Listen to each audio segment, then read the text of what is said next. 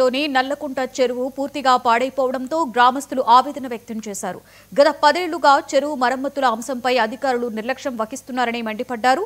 నీటి కొరతతో అనేక అనారోగ్య సమస్యలు ఎదుర్కొంటున్నామంటూ ఆవేదన వ్యక్తం చేశారు. పంచాయతీ నిధుల వినియోగంపై సర్పంచ్ని నిలదీస్తూ కలెక్టర్ మహేష్ కి వినతి పత్రం అందించారు.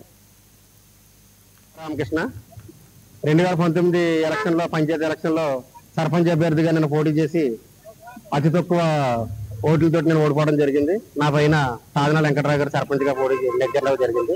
అప్పటి నుంచి 2019 నుంచి ఇప్పుడు 2025 దాదాపు పూర్తి పరిస్థితి ఏర్పడుతుంది. ఎలక్షన్లు కూడా 2 ఎలక్షన్లు కూడా వచ్చే పరిస్థితి ఏర్పడుతుంది. కానీ ఇప్పటి వరకు దేవగుప్తం పంచాయతీలో ఏ విధమైనటువంటి అభివృద్ధి కూడా శూన్యం.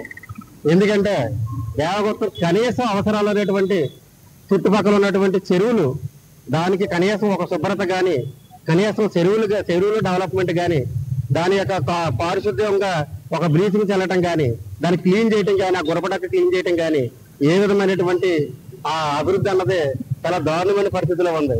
ఇంకో విషయం ఏంటంటే, ఈ రోజున మేము కలెక్టర్ ఆఫీస్కి మా బాధలు చెప్పుకోవడానికి ఇక్కడికి రావడం, గ్రామ ప్రజలతో రావడం జరిగింది. మొన్న పదాంధ్రపేట గ్రామస్తులు వాటర్ కోసం ఇబ్బంది పడుతూ స్పందనలో పిటిషన్ పెట్టడం జరిగింది.